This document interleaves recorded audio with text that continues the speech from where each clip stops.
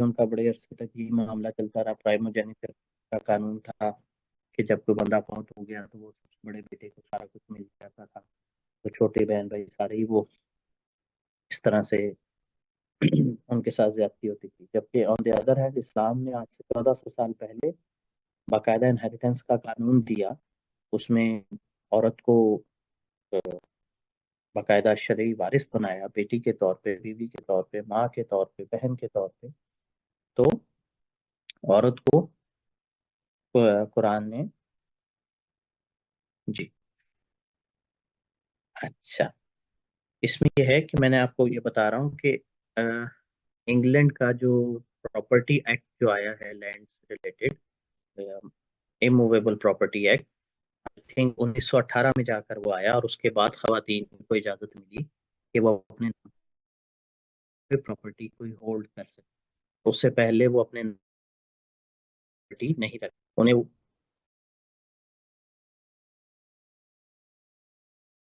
رکھ اور شخص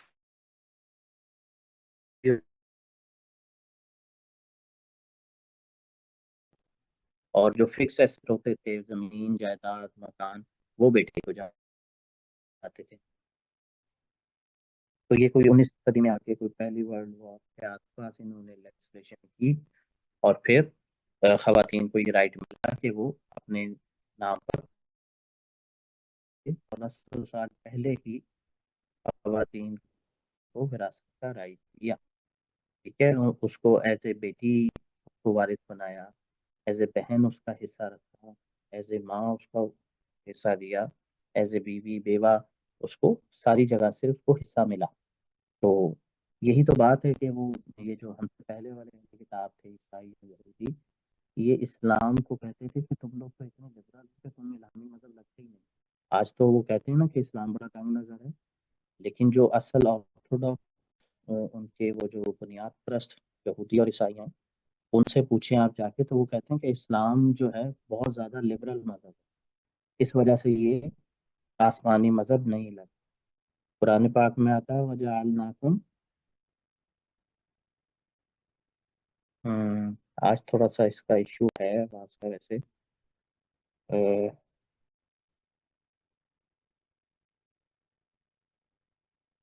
چلیں ہم دیکھتے ہیں، شاید کچھ بہتر ہو جائے. اچھا میں بھی کچھ اونچا بولنے کی کوشش کرتا. قرآن میں آیت آتی ہے وَكَذَلِكَ جَعَلْنَاكُمْ أُمَّةً وَسَطًا، کہ اس طرح کہ ہم نے اے مسلمانوں تمہیں ماڈریٹ امت بنایا، امت وسطا بنایا، وسط والی امت بنایا، درمیانی امت بنایا. تو آج تو ہم سوچتے ہیں نا کہ نہیں جی اسلام تو ایک بڑا کوئی ریجڈ ٹائپ کا دین ہے. ایسا بالکل نہیں. اسلام بہت زیادہ لبرل دین ہے. اسلام میں اور یہی وجہ ہے کہ اسلام ابھی تک ریلیونٹ بھی ہے، سروائیو بھی کر رہا ہے. اور جبکہ باقی مذاہب جو ہیں وہ آج کے عیسائیوں کو آپ کہہ نہیں سکتے کہ وہ عیسائیت پر عمل پیرا ہے. اس کی ایک مثال میں نے آپ کو پہلے دی تھی کہ وہ تو اپنے مذہب کے مطابق خلاف نہیں لے سکتے، فوج بھی نہیں رکھ سکتے. حضرت عیسیٰ کا سرمان آف ماؤنٹ یہ کہتا ہے کہ گال پہ تھپڑ مارے کوئی تو دوسرا گال. اسی طرح ان کا فیملی کو وہ بالکل امپریکٹیکل ہے، اس کے مطابق کہ آپ کو کوئی جتنا مرضی آپ کا لائف پارٹنر تنگ کرتا ہو ہو ہی نہیں سکتی. سپریشن کا عورت کو تو وہ رائٹ دیتے ہی نہیں، چاہے مرد جو مرضی اس کو مارے پیٹے وٹ ایور. اور مرد کو صرف رائٹ دیتے ہیں، وہ بھی صرف اس حد تک کہ جی اگر آپ نے بیوی کو چھوڑنا ہے تو اس کے کیریکٹر میں کوئی کام نہیں ہو تو چھوڑ سکتے ہیں. تو بیوی بیچاری ٹھیک بھی ہو تو وہ اس کے اوپر اس طرح کا الزام لگاتے ہیں جھوٹا، اور پھر اس کو تو اسلام میں ایسا کچھ نہیں ہے. اسلام میں یہ ہے کہ ٹھیک ہے جی اگر اچھی طرح گزارا نہیں ہو رہا تو پھر ٹھیک ہے الگ ہو جاؤ، اللہ تعالیٰ دونوں کے لیے آسانی پیدا کر دے.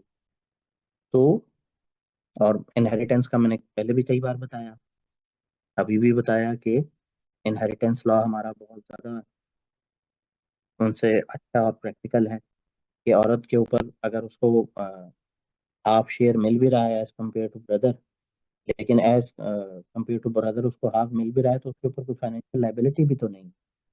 ٹھیک ہے، اور جب بہن بھائیوں کے طور پر ملتا ہے تو پھر سب کو برابر ملتا ہے. کہ اگر کوئی شخص فوت ہو رہا ہے، اس کی اولاد نہیں ہے، والدین بھی نہیں زندہ، تو اس کے ایسٹس تو اس کے بہن بھائیوں میں جائیں گے، وہاں پہ کوئی فرق نہیں ہے، وہ بہن کو بھی اتنا ملے گا، بھائی کو بھی اتنا ملے گا. ٹھیک ہے. تو اس طرح کی اس میں چیزیں ہیں کہ اسلام جو ہے لیگلی بہت زیادہ اسٹرانگ ہے as compared to other religion. اچھا، اب ہم سورہ فاتحہ میں جس طرح ہم پڑھتے ہیں الحمد للہ رب العالمین مالکی یوم الدین، کہ جو مالک ہے یوم الدین کا، سزا اور جزا کے دن کا جو مالک. تو دین کا یہ جو لفظ ہے اس کے بہت سارے معنی. ٹھیک ہے. یہ کئی سارے معنی یہاں لکھے ہوئے ہیں. ایک سزا اور جزا کا دن ظاہر ہے وہ ایک طاقت کا دن ہے، غلبے کا ہے، قوت کا دن ہے، اللہ تعالیٰ کے طاقت کی نظر آنے کا دن ہے. تو اس کے میننگز دیکھیں دین لفظ کے: آنر، گورنمنٹ، امپائر، مونارکی، رولرشپ. اور سیکنڈ میننگ اس کا کیا ہے؟ وہ بالکل اپوزٹ ہے. وہ کیا ہے؟ Subordination. Obedience, slavery, سرویٹیوڈ.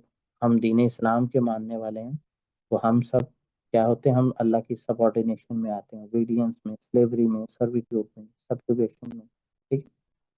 Third meaning اس کا کیا ہے؟ Is to account, to give judgment and dispense reward. یہ مالک یوم الدین آیت میں نے آپ کو بتائی سورہ فاتحہ.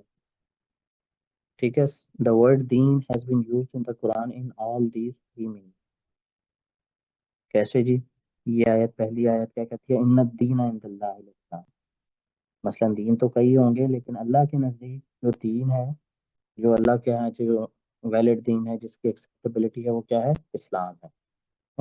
اور قرآن میں اسلام کے لیے دین کا لفظ ہی آتا ہے، مذہب کا لفظ کہیں نہیں آتا. اچھا جی، دوسری آیت کیا کہتی ہے؟ وَمَن يَبْتَغِ غَيْرَ الْإِسْلَامِ دِينًا اینڈ whosoever seeks a دین ادر دین اسلام. کوئی بھی اللہ کے پاس اسلام کے علاوہ کوئی دین لے کر حاضر ہوگا تو اس سے قبول نہیں کیا جائے گا. فَلَن يُقْبَلَ مِنْهُ. ٹھیک ہے. اسی طرح تیسری آیت کیا کہتی ہے؟ وَقَاتِلُوهُمْ حَتَّى لَا تَكُونَ فِتْنَةٌ. اس آیت کا میں نے آپ کو پہلے بھی کئی بار ذکر کیا کہ یہ آیت سنا کر ویسٹ جو ہے ہمارے خلاف پروپیگنڈا کرتا ہے کہ دیکھو اسلام کتنا وائلنٹ دین ہے. حالانکہ یہ آیت میں نے آپ کو پہلے بھی بتایا ہے کہ اس کی شان نزول یہ ہے کہ یہ میدان جنگ میں نازل ہے. اور میدان جنگ میں جب آیت نازل ہوتی ہے وہ ظاہر ہے یہی کمانڈ نازل ہوتی ہے کہ جو دشمن تم پر حملہ آور ہے اس کو مارو، اس کو چھوڑنے کا تو کوئی نہیں چاہتا. ہاں، اگر وہ صلح کی طرف مائل ہو تو تم بھی صلح کر لو. ٹھیک ہے. تو یہ آیت آؤٹ آف کنٹیکسٹ بس اتنی سنا کے ویسٹ ہمارے خلاف پروپیگنڈا بھی کرتا ہے، اور یہ جہادی تنظیمیں بھی ہمارے نوجوانوں کو یہ سنا کر اور اپنے مقاصد کے لیے یوز کرتے ہیں. اچھا، یہ آیت کیا کہتی ہے؟ وَقَاتِلُوهُمْ حَتَّى لَا تَكُونَ فِتْنَةٌ. اور انہیں قتل کرو یہاں تک کہ زمین میں کوئی فتنہ باقی نہ رہے. وَيَكُونَ الدِّينُ كُلُّهُ لِلَّهِ. اور دین جو ہے، دین وہ کل کا کل اللہ کا ہوگا. دین اللہ کا کیسے ہو جائے؟ لیکن دین ہوتا ہے نظام. مثلا آپ اگر امریکہ میں چلے جائیں، آپ ان کو کہیں کہ جی ہم نے نماز پڑھنی ہے، وہ سیکورٹی پرووائڈ کریں کہ جی جمعے کا ہمارا ایک بڑا اجتماع ہونا ہے، وہ باقاعدہ پولیس کھڑی کرتے ہیں آپ کے لیے نماز کے لیے، سیکورٹی کا سڑک دے دیں گے. وہ اس لیے نہیں ہے کہ وہ اسلام کو کوئی مانتے ہیں یا اسلام سے ویسے نہیں. ان کا جو دین ہے، ان کا جو نظام ہے، ان کا جو قانون ہے، ان کے قانون کے مطابق، کیونکہ دین کا جو لفظ ہے نا، اس کا ایک بہت ہی ایکوریٹ میننگ قانون بھی ہے. ان کے قانون کے مطابق ہر شخص کو مذہبی آزادی ہونی چاہیے. تو وہ آپ کو اپنے قانون کی پیروی کرتے ہوئے آپ کو سیکیورٹی تو دے دیں گے، لیکن اگر آپ نے جا کے کہیں کہ بھائی یہ سودی نظام ختم کرو، میرا دین کہتا ہے، تو وہ کہیں گے چپ کر کے بیٹھ جاؤ، قانون ہمارا چلے. وہ یہ بات کہتے ہیں. ٹھیک ہے. اگر آپ انہیں جا کے کہیں کہ جی یہ سارے نائٹ کلبs بند کر دو، وہ کہیں گے چلو نکلو یہاں سے. ٹھیک ہے. ریزن کیا ہے؟ کہ وہ کہتے ہیں تم رہتے رہو، جو مرضی کرو، رہو ہمارے قانون کے مطابق. اور تمہیں جتنی بھی آگے ہیں اپنا مذہب پہ بھی فالو کرنے کی، وہ کس وجہ سے ہیں؟ کہ ہمارا قانون یہ کہتا ہے کہ ہم سب کو آزادی دے رہے ہیں. سورہ یوسف میں آتا ہے کہ جب حضرت یوسف علیہ السلام بادشاہ کے بڑے وزیر بن گئے وہاں پہ، اور ان کے بھائی آئے اور ان سے غلہ خرید کر لے جانے لگے، تو حضرت یوسف نے بادشاہ کا پیالہ جو تھا اپنے بھائی کے سامان میں رکھا. پھر ان کی تلاشی لی تو انہوں نے بھائیوں نے کہا کہ جی ہمارا تو قانون ہے کہ جس کے پاس سے نکلے اس کو غلام بنا لیا جاتا ہے چوری کے بدلے. تو اللہ تعالیٰ قرآن پاک میں کیا فرماتے ہیں کہ یہ اس طرح سے ہم نے سب کے لیے ماں کانا لیا خزا اخاہو، اور ممکن نہ تھا کہ وہ کسی اور طرح اپنے بھائی کو اپنے پاس روک تھا فی دین الملک، وہاں کے بادشاہ کے قانون کے لیے آیا. ٹھیک ہے.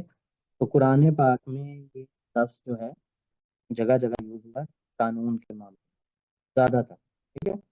جبکہ آن دی ادر ہینڈ یہ جو مذہب کا لفظ ہے جس کو ہم انگلش میں ریلیجن بھی کہتے ہیں، وہ اس کا روٹ ورڈ کیا ہے؟ ذہب.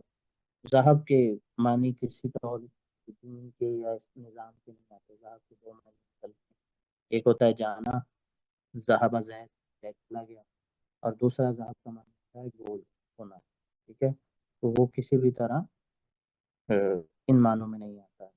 طاقت، غلبہ، دین، نظام، جان، حساب کتاب. ٹھیک ہے.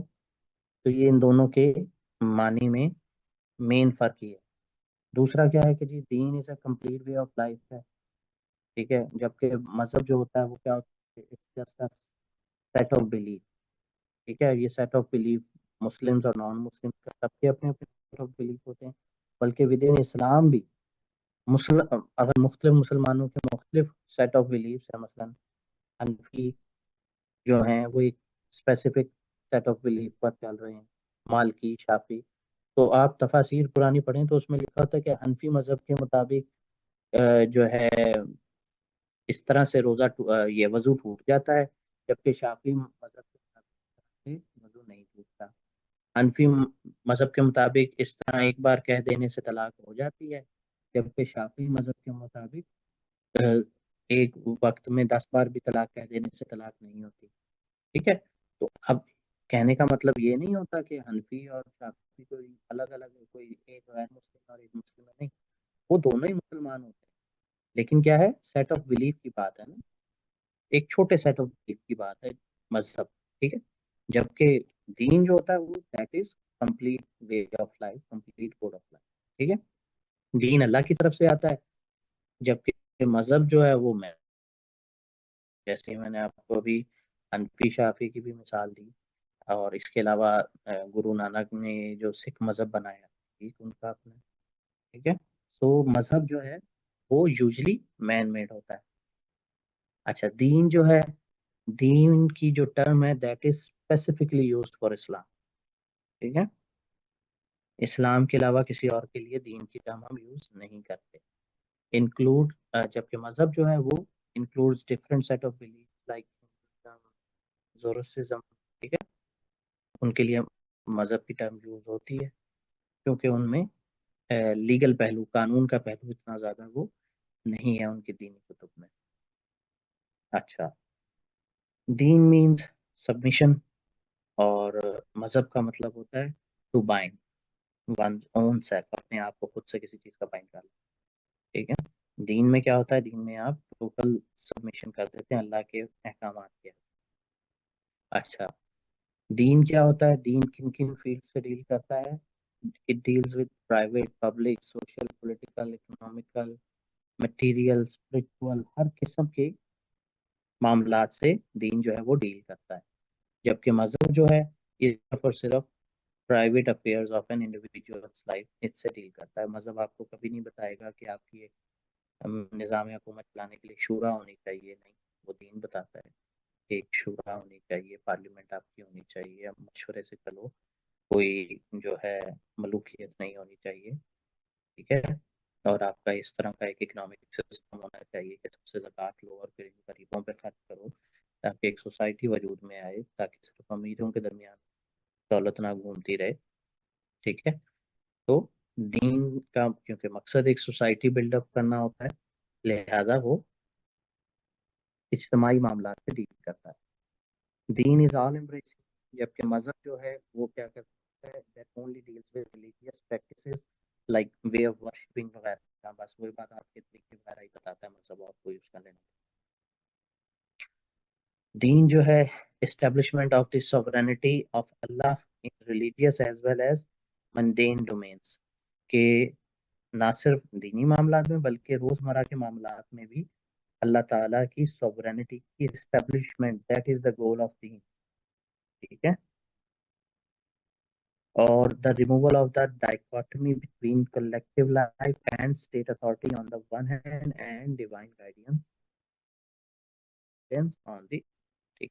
تو دین کا مقصد یہ ہوتا ہے پورا اچھا سوشل آرڈر اسٹیبلش ہو جائے جس میں یونیفارمٹی آف لا ہو اور سارا ہوا قانون.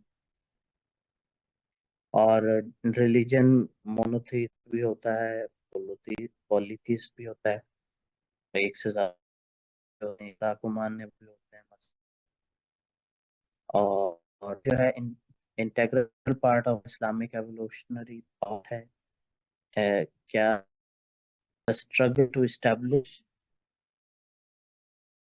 national ascendancy of the قرآن کہ ہر مسلمان کا مقصد کہ the struggle to establish unconditional طریقے سے نافذ کر دینے کی جو ہے وہ دین مقصد بھی ہے، اور وہ ہر مسلمان کا مقصد بھی ہے، اور وہ ہر مسلمان بھی ہے. یہ کہ آپ آئے پیدا ہوئے اپنی باتیں کرو اور اپنی جنت گزارو اور آپ سے دوسروں کا حساب نہیں، جبکہ دین کہتا ہے نہیں، جتنی صلاحیت ہے اس کے مطابق آپ نے معاشرے کی بھی کوشش کرنی ہے اور اس کا آپ سے حساب لیا جائے. The goal of this is to achieve the domination of the true way of life دین حق یعنی کہ so that the Islamic system of social justice, which is the most balanced synthesis of human freedom, fraternity, and equality, and which embodies the divine attributes of benevolence, providence, and justice, can be established on earth. دیکھیں دین کا، اسلام کا یہ دعویٰ ہے کہ جو انسانوں کی فلاح کا جو سب سے بیسٹ سسٹم جو ہے وہ سنتھسس کا نام میں وہ بہت سے پابند ہیں، نہ ان کو بہت جائز ہے. Balance synthesis of interment fraternity and equality. ٹھیک ہے، وہ نافذ ہو، اس لیے ہم نے دین کو نافذ کرنے کی کوشش کرنی ہے. اللہ تعالیٰ کو کوئی فائدہ نہیں ہے، اللہ تعالیٰ اللہ الصمد، اللہ بے نیاز ہے، اللہ غنی. تو دین کے نافذ ہونے سے اس کو فائدہ ہے، انسانوں کو بھی. اس لیے ہم نے دین کو نافذ کرنے کی کوشش کرنی ہے کیونکہ اس میں سب لوگوں کو ایک مناسب اور ایک وافر اور مناسب آزادی ملتی ہے، نہ حد سے زیادہ نہ حد سے کم. ٹھیک ہے. اور جبکہ مذہب میں کیا ہوتا ہے، ایوری فالوور آف اے مذہب satisfied that he established a communication with the Almighty. وہی نا کے پاس وہ ایک ذکر و فکر و سبو ہی نہیں، پختہ تر کر دو مزاج خان کا. ٹھیک ہے. یہ شیطان اپنے چیلوں کو فیصلہ کرتا ہے کہ یہ جو ہے انسان کو مزاج خان کا ہی میں لگا دو، بس خدا کا جاتا رہے اور بس کسی اور کے ساتھ ہونے والے زیادتی سے اس کو کوئی وہ نہ ہو، مزاج خان کا ہی میں لگا دو. تو مذہب کا فالوور جو ہوتا ہے نا وہ بس اسی بات پہ خوش ہوتا ہے، وہ عجیب بات ترقی کر گیا ہوں، میری ڈائریکٹ کمیونیکیشن چل رہی ہے. اب دنیا میں کوئی بھوکا مر رہا ہے یا کسی کے ساتھ ظلم ہو رہا ہے، مجھے اس سے کوئی لینا دینا نہیں. مجھے بس اپنی نجات کے لیے یہاں پہ اتنا سامان کرنا ہے اور بس میں جاؤں. وہ صرف بات کا ہی سوچ رہا ہوتا ہے، وہ دنیا کو ٹھیک کرنے کا، دوسروں کی دنیا سدھارنے کا نہیں سوچتا. ٹھیک ہے. اچھا. دا ایم آف دین is the welfare and progress of all mankind. جبکہ دین کا کیا ایم ہے کہ تمام مینکائنڈ کی welfare and the character and constitution of a society indicates whether or not it is founded upon the divine. مذہب کیا کرتا ہے؟ مذہب follows the susceptibilities and prejudices of person. مذہب دین والا سب لوگوں کا سوچتا ہے، سوسائٹی کا. دین helps in the development of human reason and knowledge, allows full freedom to investigation. अच्छा, ये दीन के बड़े अहम करेक्टरिस्टिक हैं। आजकल के मुसलमानों में खैर इतने नहीं है कि इन्वेस्टिगेशन, डिस्कवरी, नेचुरल फिनोमिना की, to illumine path of human life and its advancement in the light of permanent value. ठीक है, दीन इनकरेज करता है इंसान को नॉलेज, फुल आज़ाद होके, बगैर किसी खौफ के और शौक से वो नॉलेज हासिल करे, बगैर किसी डर के, ठीक है, और दलाइल हासिल करे, मजीद समझे। जबकि मज़हब क्या है? मज़हब साइंटिफिक इन्वेस्टिगेशन के अगेंस्ट है। इसीलिए वेस्ट में बहुत सारे साइंटिस्ट को जला भी दिया जाता था, बोल कहते, and is an adversary of reason, so could flourish unhampered with the aid of a blind faith. मजहब को तो सिर्फ ब्लाइंड फॉलोअर्स चाहिए होते हैं, जबकि दीन जो है, दीन कुरान पाक के कहता है, बार बार कहता है कि आप अल्लाह तफक्कुर, फिक्र नहीं करते, इन्ना फी ज़ालिका लआयतन याक़िलून, इसमें अकल वालों के लिए निशानियां हैं, इसमें गौर व फिक्र करने वालों के लिए निशानियां हैं, इसमें जिक्र और निशानियां, जगह जगह कुरान तो कहता है देखो, गौर करो, अल्लाह ताला की कुदरत को देखो, तो समझो, लॉजिकली सोचो, रीजन पे सोचो, लाइन का फॉलोअर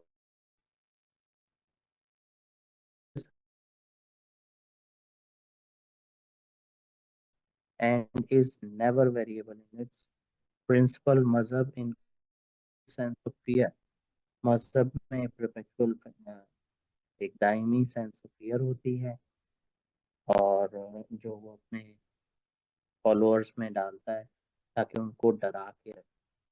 जबकि दीन क्या करता है? दीन खौफ के तमाम बुतों को छोड़ता है और उसके कवानीन कभी नहीं बदलता। मजहब सेट्स अप न्यू आइडल्स, मजहब नए से नए आइडल्स बनाता है, आयात उसमें डालता है, रसूमात डालता है, in order to keep the people's attention away from the real life problems। ठीक है, इसी तरह दीन exhorts men to assert themselves and struggle perpetually for the establishment of the divine and its betterment when worship in deen really means obedience to the laws of God. Mazhab, on the other hand, enjoins religious meditation in the name of worship and thus induces self-deception। मजहब तो आपको कहता है कि बस ये आप जो हो दिलों में मुराकबों में ही लगे रहो, ठीक है, और यही इबादत है। और इस तरह से इंसान अपनी ही ज़ात के सेल्फ डिसेप्शन, सेल्फ धोखे में, डिल्यूजन में रहता है। जबकि दीन क्या करता है? दीन अ, उनको असर्ट करता है, उनको फोर्स करता है कि आप divine social order, divine social order की तरह, कि डिवाइन सोशल ऑर्डर वो होगा जिसमें सब लोगों के हकूक और फराइज होंगे, जिसमें गरीब अमीर सब बराबर होंगे कानून के सामने, और मतलब एक वेल बैलेंस फ्रीडम का एक बहुत अच्छा बैलेंस होगा कि ना तो लोगों को बहुत ज़्यादा पाबंदियाँ होंगी, ना बहुत ज़्यादा होगी। ठीक है, तो डिवाइन सोशल ऑर्डर की एस्टैब्लिशमेंट के लिए, दायमी परपेचुअल स्ट्रगल के लिए दीन फोर्स करता है अपना फॉलोअर्स को। और जब वो अटेन हो जाए तो उसमें मजीद बेटर, और बादात जो है वो तो दीन का जस्ट एक साइड पार्ट है, साइड रोल। अल्लाह की ओबीडियंस का मतलब एक डिवाइन सोशल ऑर्डर में जो कवानीन है उनको भी फॉलो करना, चाहे वो ट्रैफिक कवानीन है, उनको भी फॉलो करना ऐसे ही है कि जैसे आपने अल्लाह की अताअत की, क्योंकि अल्लाह ने कहा है ना कि डिवाइन सोशल ऑर्डर को फॉलो करो। हम्म, अब अगर आप ट्रैफिक रूल्स को इसलिए फॉलो करते हैं कि ट्रैफिक सही फ्लो में चलती रहेगी, इसका रास्ता रास्ते की हलचल नहीं होगी और अल्लाह ताला खुश होंगे, तो ये भी तो एक इबादत की किस्म ही है। ठीक है, हमारे यहाँ लोग ट्रैफिक सिग्नल तोड़ने को कोई गुनाह समझते ही नहीं। अच्छा, दीन encourages man to walk about with his head erect دین ایک انسان میں خود ہی اور سیلف کانفیڈنس پیدا کرتا ہے، جبکہ مذہب جو ہے وہ انسان کو اسٹرگل سے بھاگنے کا وہ مطلب سبق ٹھیک ہے یار لکھی گئی چیز جنت جہنم لکھا گیا جہاں جانا تم کو کیا کرنا شروع تقدیر کی طرف جو ہوگا وہ ہوگا، ٹھیک ہے، جبکہ دین کیا کہتا ہے، نہیں دین انکریج کرتا ہے اسٹرگل کرنے سے، اور وہ کہتا ہے کہ آپ جو ہو اپنا سیلف ریسپیکٹ اور کانفیڈنس مینٹین کرتے ہیں۔ دین calls upon him to face the realities of life squarely whatever he said، ٹھیک ہے، دین آپ کو زندگی کی مشکلات فیس کرنے کا وہ بالکل انکریج کرتا ہے کہ بالکل بتانا کا مقابلہ کرو، جبکہ مذہب کیا کہتا ہے، مذہب encourages belief in fatalism، یہ نہ ہو جائے وہ نہ ہو جائے، and this tends to dissuade man from active life and self development، ٹھیک ہے، دین holds that the needs and demands of human life keep changing with the change in the condition of life، دین جانتا ہے کہ زندگی کی requirement change ہوتی رہتی ہیں زمانے کے ساتھ ساتھ، انوویشنس کے ساتھ ساتھ، دیر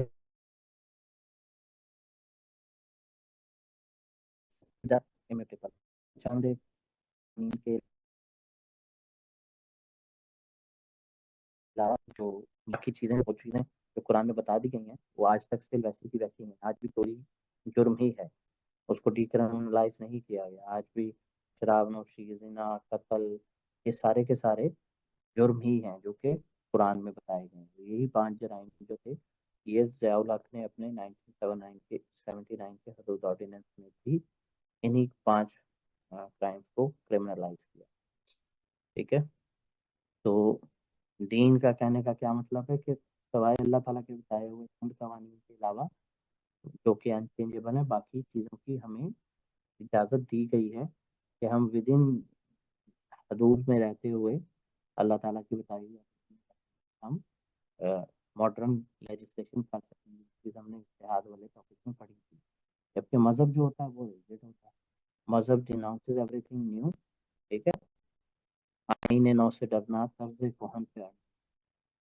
یہ مذہب کی یہ وہ ہوتی ہے مزاج، آئین نو سے ڈرنا طرز کوہن پہ آنا، منزل یہی کٹھن ہے قوموں کی زندگی، ٹھیک ہے، ہر چیز کو وہ بدعت قرار دے گا، ہر چیز کو وہ حرام قرار دے گا، آل انوویشن کو سن قرار دے گا، مذہب جو ہے وہ تنگ نظر ہوتا ہے، یہ آپ ان دونوں میں فرق یہ سمجھ لیں کہ جیسے ایک جو کسی چھوٹی سی گلی کی مسجد کا کوئی ان پڑھ بندہ جس کو امامت بائی چانس مل گئی، وہ اس کو ہم مذہبی کہہ سکتے ہیں کہ وہ مذہب اسلام کا، اور اس کے کمپیریزن میں ہم جو بڑے بڑے ہمارے مولانا مودودی ہیں، جاوید غامدی ہے یا ذاکر نائک ہے، ان کو ہم کہیں گے کہ یہ دین اسلام کی اصل سمجھ میں، ٹھیک ہے، تو یہ ہے ہمارا، تو یہ اس میں بہت زیادہ ڈیٹیل میں لکھا ہوا ہے، یہ وہ آپ سے یوزلی اتنا زیادہ پوچھتا نہیں ہے،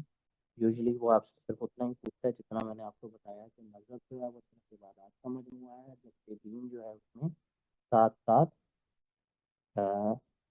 لا بھی شامل ہے، قانون بھی شامل ہے، ٹھیک ہے، اب یہ نیچے والے سارے کالمز آپ دیکھیں نا بیسیکلی، تو یہ کیا ہے، اس نے دین کی تعریفیں کی ہوئی کہا ہوا ہے، بس کوئی مختلف یوز آف وکیبلری ہے اور کچھ بھی نہیں، ٹھیک ہے، تو اس سے پریشان ہونے کی ضرورت نہیں ہے کہ دیکھیں اس میں کمپلیٹ کوڈ آف لائف کہہ دیا دین کو، اور اس کو صرف سیٹ آف بلیف کا مذہب کو، اچھا، میں آپ سے یہ کہہ رہا ہوں کہ اس میں اگر ہم دیکھیں نا تو اتنا ڈیٹیل میں وہ آپ سے پوچھتا بھی نہیں ہے، یہ بہت زیادہ ڈیٹیل میں لکھا ہوا ہے، ٹھیک ہے، وہ آپ سے صرف اتنا ہی پوچھتا ہے کہ مذہب کا آپ بتا دیتے ہیں کہ that is only set of عبادات، ٹھیک ہے، اور دین جو ہے وہ عبادات پلس وہ دین ہوتا ہے، بس وہ آپ سے ایکچولی اتنا ہی پوچھتا ہے، باقی آپ نیچے والا جتنا بھی کمپیریزن پڑھیں نا تو یہ جسٹ ایک یوز آف وکیبلری ہے جس کو کرتے ہوئے ہم نے دین کی بڑی زیادہ تعریفیں کی ہوئی ہیں کہ دین تو بہت زیادہ روشن خیال اور کھلا دماغ ہوتا ہے، جبکہ مذہب جو ہے وہ ایک پریکٹس والا اور تنگ دماغ والا ہوتا ہے، اور وہ صرف اپنی ذات کا سوچتا ہے اور اپنی عبادات کا اور اپنی آخرت کا اس سے پڑا ہوتا ہے، جبکہ دین والے کو پوری سوسائٹی کی بھلائی کا پڑا ہوتا ہے. ٹھیک ہے، it's just use of vocabulary کہ آپ دیکھتے جائیں کہ کمپلیٹ وے آف لائف یہاں ہم نے دین کو کہہ دیا، مذہب کو کہہ دیا کہ وہ جسٹ سیٹ آف بلیفس چند شاید کا مجموعہ ہے. دین اللہ کی طرف سے آتا ہے، مذہب مین میڈ بھی ہو جاتا ہے. دین جو ہے وہ صرف اسلام کے لیے یوز کرتے ہیں، مذہب ہم باقی ان کے لیے بھی یوز کر لیتے ہیں. لفظ دین کا مطلب سبمشن ہے اور مذہب کا مطلب تو بائنڈ ہے. دین جو ہے اتنے سارے افیئرس میں ڈیل کرتا ہے، private, public, social, political, economical, material, spiritual, جبکہ مذہب جو ہے وہ صرف اور صرف انڈیویجولز اس میں ڈیل کرتا ہے. دین آل امبریسنگ ہوتا ہے، مذہب آل امبریسنگ نہیں ہوتا. ٹھیک ہے، دین کا مقصد یہ ہے کہ sovereignty of Allah in religious as well as روزمرہ کے کاموں میں بھی. ٹھیک ہے، اور مذہب کا ایسا کوئی گول نہیں ہے، مذہب صرف ورشپ میں ہی لگا رہتا ہے.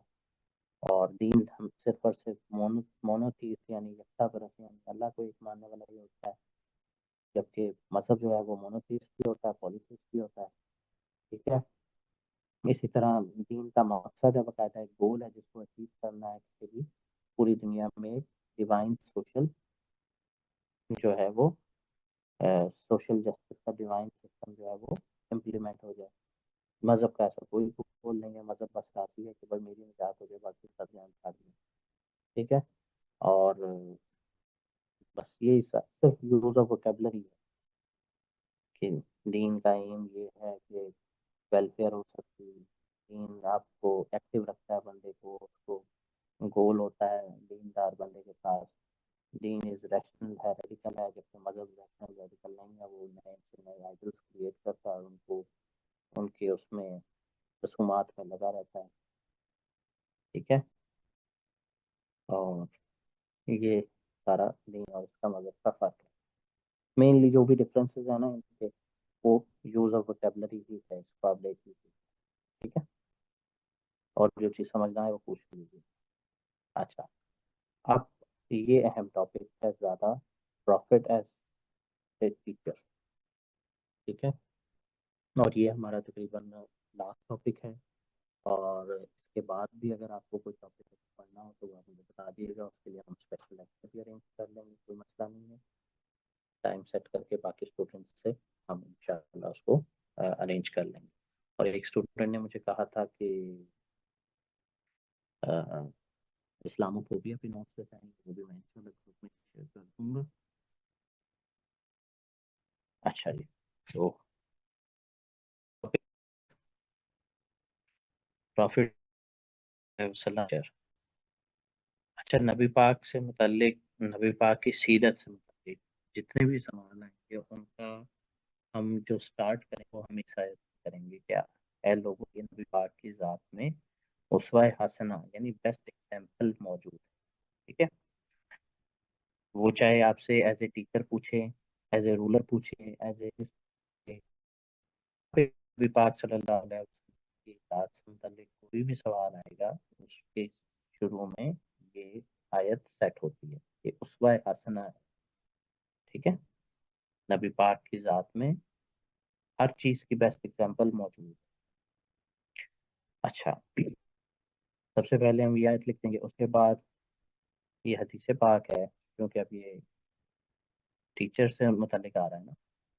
تو نبی پاک صلی اللہ علیہ وسلم نے فرمایا کہ مجھے معلم بنا کر بھیجا گیا، مجھے سختی کرنے والا، تنگی پیدا کرنے والا بنا کر نہیں بھیجا گیا. صحیح مسلم کی حدیث نمبر 1470. جب نبی پاک نے خود ہی اپنے آپ کو ٹیچر کہہ دیا تو اب ہم دیکھتے ہیں یہ ہمارا ٹاپک کیا ہے. In Islam, there is only one teacher who has laid down the groundwork for the spiritual education of mankind. By the grace of Allah Almighty, Prophet sallallahu alaihi wasallam, an unlettered man. ٹھیک ہے، unlettered man، نبی پاک صلی اللہ علیہ وسلم کو نبی امی کہا جاتا ہے. ٹھیک ہے، امی کا ایک ترجمہ تو یہ ہے جنہوں نے پڑھا نہ ہو. ٹھیک ہے، اور ایک اور ترجمہ جو غالباً محبت میں کرتے ہیں، احترام کرتے ہیں کہ نبی امی اس لیے نہیں کہا جاتا کہ آپ پڑھے لکھے نہیں تھے، بلکہ اس لیے کہا جاتا ہے کہ آپ ام القرا یعنی مکہ، ام القرا تمام شہروں کی ماں، ام القرا میں آپ تشریف لائے، لہٰذا نبی امی مکے والا نبی آپ کو کہا جاتا ہے۔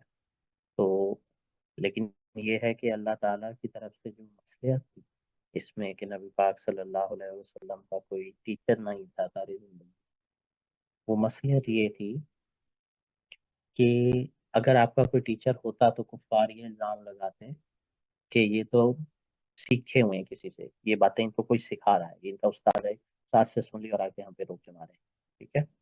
اور یہ بلکہ قرآن پاک میں ایک جگہ ان کا اعتراض یہ نقل بھی ہے، استاد تو ملا نہیں، انہوں نے کہہ دیا کہ جی نبی پاک صلی اللہ علیہ وسلم نے ایک غلام ہے اس کو قید کر کے رکھا ہوا ہے، اور وہ اجمی غلام ہے، اور اس لیے وہ ان کو ایسی نئی نئی باتیں سکھاتا ہے جو ہمارے والوں کو پہلے سے نہیں پتا، اور یہ اس سے سن کے آ کے اور ہم پہ جو ہے روب جماتے ہیں، ہمیں نئی نئی باتیں سناتے ہیں کہ دیکھو تم سے پہلے فلانی قوم موسیٰ کے ساتھ کیا ہوا، عیسیٰ کے ساتھ کیا ہوا، ٹھیک ہے، بنی اسرائیل کے ساتھ، اور اسی طرح قوم نوح، عاد، سمود، قوم لوط، مدین، ان ساروں کے قصے سناتے ہیں، یوسف کا قصہ سناتے ہیں۔ تو یہ باتیں جو ہیں کسی عرب کو تو معلوم ہے، ان میں سے آدھی باتیں ہیں، آدھی باتیں نہیں معلوم ہوتی اور جس تفصیل سے یہ بتاتے ہیں، تو لہٰذا انہوں نے جو ہے نا ایک عربی ایک اجمی غلام کو قید کرا۔ قرآن میں اللہ تعالیٰ نے اس کا جواب یہ دیا کہ نبی یہ جو آپ کے اوپر الزام بھی لگاتے ہیں تو وہ تو ایک عرب اجمی کی بابت لگاتے ہیں، حالانکہ یہ قرآن تو جو ہے یہ بہت ہی فصیح عربی ہے، مطلب اللہ تعالیٰ اس میں یہ فرما رہے ہیں کہ بالفرض اگر کوئی اجمی آپ صلی اللہ علیہ وسلم کو یہ باتیں بتا بھی دے نا تو پھر بھی اس کا اتنا پرفیکٹ، اتنا ریمیکل ترجمہ کرنا بھی کسی انسان کہ یہ قرآن تو فصیح عربی زبان ہے، ٹھیک ہے۔ تو یہ کافر جو ہیں یہ بٹ گئے۔ اچھا، یہ میں نے آپ کو ضمناً بتایا کہ ان لیٹرڈ مین کے نبی پاک صلی اللہ علیہ وسلم کے کا کوئی استاد نہ ہونے کی ریزن کیا تھی، اللہ تعالیٰ کی طرف سے مقصد کیا تھی، ٹھیک ہے، کہ آپ کا کوئی استاد نہیں تھا، اس کے باوجود آپ اتنا بلیغ اور اتنا میچور کلام لوگوں کو سناتے تھے کہ وہ کھو جاتے تھے اس میں۔ اچھا، سو Prophet sallallahu alaihi wasallam was chosen by God Almighty to be the final messenger and perfect teacher to Muslims, known as the living Quran. حضرت عائشہ رضی اللہ تعالیٰ عنہ سے پوچھا اس نے قرآن کے بارے میں تو انہوں نے فرمایا کیا تم نبی پاک کو نہیں دیکھتے، وہ ایک لیونگ قرآن ہے، اس کا نمونہ ہے آپ کی زندگی۔ نبی پاک was charged with reciting and conveying the message of the Quran to all of mankind. However, he was no ordinary teacher. In fact, he set the ideal standard of education over 1,000 years ago, and the effects are still being felt today. There are innumerable ways in which Prophet sallallahu alaihi wasallam was and still is the greatest teacher who have ever lived. Even prominent non-Muslim acknowledge the achievement. یہ George Bush کا قول ہے کہ اس نے کہا کہ نبی پاک صلی اللہ علیہ وسلم کے یہ جو محمد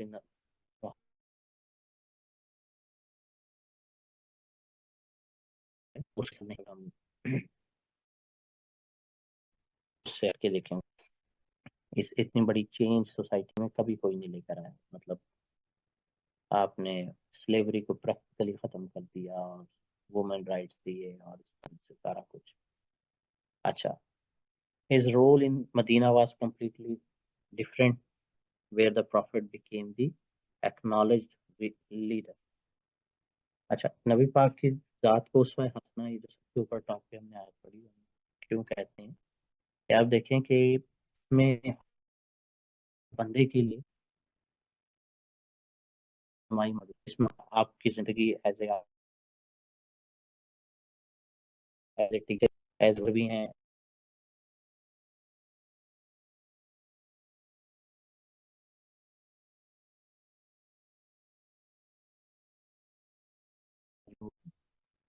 نبی پاک صلی اللہ علیہ وسلم کی ذات میں.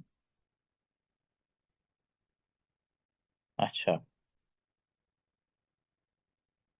مدینہ ہجرت کرنے کے بعد آپ وہاں کے، مکہ میں تو آپ صرف ایک پریچنگ ہی کرتے تھے، مدینہ میں آپ نے انتظامی معاملات بھی دیکھنے تھے، تو وہاں پر آپ نے مساجد بنائی اور مساجد کو لرننگ سینٹر بنایا، اور نبی پاک صلی اللہ علیہ وسلم ہر روز تعلیم فرمایا کرتے تھے صحابہ کرام کی، اور ایون ہر نماز کے بعد. In the course of time number of schools یعنی مساجد وہ بڑھتا گیا، اور ایک بڑا آپ نے ریلیجیس اینڈ سیکولر کریکولم نبی پاک صلی اللہ علیہ وسلم نے ڈیولپ کیا، اور آپ نے ایکسپرٹ ٹیچرز تیار کیے اپنے صحابہ کرام کو تاکہ پھر ان کو ان کی ڈیوٹیز لگا دیں. آپ فزیکل ایجوکیشن پہ بھی زور دیتے تھے. یہ حضرت جابر سے مروی روایت ہے کہ نبی پاک صلی اللہ علیہ وسلم نے فرمایا کہ اپنی وائف کو ٹائم دینے کے علاوہ جو مطلب انسان کے ٹائم کا بہترین مصرف یہ ہے کہ یا تو وہ اللہ کی عبادت کر رہا ہو، اس سے تو بہتر کوئی کام نہیں. اگر وہ یہ نہیں کر رہا تو اپنی وائف کو ٹائم دے، وہ بھی نہیں کر رہا تو پھر یہ تین مصرفیں ہوں گی جو وہ اس کے ٹائم کا بہترین بدل. وہ کیا ہے؟ آرچری، تیر اندازی، ہارس مین شپ، اور سوئمنگ. ٹھیک ہے، یہ تین اس کے بہترین مصرف ہیں. اچھا تو یعنی کہ آپ کا فزیکل ایجوکیشن پر بھی آپ نے اپنے صحابہ کرام پہ فزیکل ایجوکیشن پر بھی توجہ دی. Prophet sallallahu alaihi wasallam had many unique traits as a teacher that can be summarized into three main parts: his character, his speech, and action. ٹھیک ہے، تین مین پارٹس آپ کی ٹیچنگ کے. کیونکہ دیکھیں آپ کا جو کریکٹر تھا اس کو دیکھ کے بہت سارے لوگ بہت کچھ سیکھ جاتے تھے. کچھ لوگ کریکٹر کو دیکھنے کے بجائے کچھ لوگ صرف سن کے سیکھتے تھے. ٹھیک ہے، اور ایکشن جو آپ کے افعال ہوتے تھے ان کو دیکھ کے بہت زیادہ لوگ سیکھتے تھے. تو in terms of his character, he had mental composure, correct thinking, and acute foresight. These can be seen in the instances like Treaty of Hudaybiyah. دیکھیں کتنی زبردست آپ نے اپنی کوالٹیز کا مظاہرہ کیا صلح حدیبیہ میں. ایکیوٹ فورسائٹ کہ کتنی دور اندیشی کا اور اسٹیٹسمین شپ کا اس میں مظاہرہ تھا. وہ ہم نے پڑھا صلح حدیبیہ والے لیکچر میں بھی کہ صرف 20 ماہ کے اندر اندر صلح حدیبیہ نے مسلمانوں کو خیبر بھی دلوا دیا، مکہ بھی دلوا دیا، مسلمانوں کو حکمران بنا دیا عرب کا. اچھا، اب نبی پاک کی جو ٹیچنگ میتھڈ تھا اس کے کریکٹرسٹکس دیکھتے ہیں کیا کیا تھے. کہ آپ کی میتھڈالوجی کیا تھی؟ کائنڈنس اینڈ فورگیونیس، نرم دلی والی. کوئی سخت ٹیچر نہیں تھے آپ، کسی کو مار مار کے نہیں پڑھاتے تھے، رحم دلی سے، شفقت سے، پیار سے، محبت سے، معاف کر کے، قوت درگزر سے پڑھاتے تھے.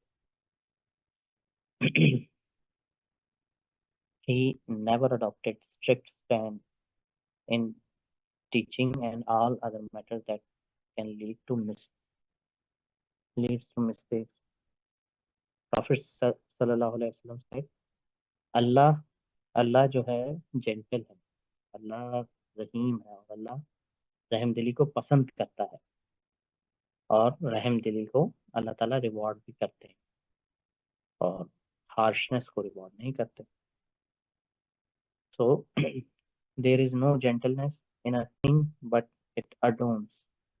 کہ نرمی جو ہے وہ چیزوں کو خوبصورت ہی بناتی ہے. ٹھیک ہے، اور کسی چیز سے نرمی نکال دی جائے تو وہ اس کو بدصورت کر دیتی ہے. صحیح مسلم کی حدیث ہے. دوسرا کیا تھا آپ کی ٹیچنگ کا مین کریکٹرسٹک؟ کہ آپ اپنے ڈسپلس کے درمیان کوئی ڈسٹنکشن نہیں کرتے تھے. آپ کے ڈسپلس میں بیچارے غریب نادار لوگ بھی تھے اور بہت بڑے بڑے امیر سردار بھی تھے، لیکن آپ ان کے درمیان فرق نہیں کرتے تھے. ٹھیک ہے، اور سب کو جو ہے برابر توجہ کے ساتھ لے کر چلتے تھے، کوئی اسٹیٹس ڈفرینس نہیں تھا کلاس میں. Prophet sallallahu alaihi wasallam made no distinction between students based on intelligence level, social standing, or any other classification that separates us in society. He also never sought to exclude or expel anyone from the religion of Islam. آپ کو حالانکہ تمام منافقین کے نام بھی پتہ تھے، اور آپ نے حضرت خزیمہ بن ثابت رازدار رسول جنہیں کہتے ہیں ان کو نام بھی بتا دیے تھے ان کے، وہ جو 200-250 لوگ تھے منافقین، لیکن آپ نے پھر بھی کبھی کسی منافق کو بھی دین سے نہیں نکالا، نہ اس کو قتل کیا، حالانکہ آپ کو اجازت تھی لیکن آپ نے نہیں کیا۔ ایون حضرت عمر رضی اللہ تعالیٰ عنہ نے نبی پاک کے وفات کے بعد میں حضرت خزیمہ سے پوچھا کہ میرا نام تو نہیں اس میں، تو انہوں نے کہا نہیں آپ کا نہیں تو وہ اتنا ڈرتے رہتے تھے اپنے انجام سے سب کے مسلمان۔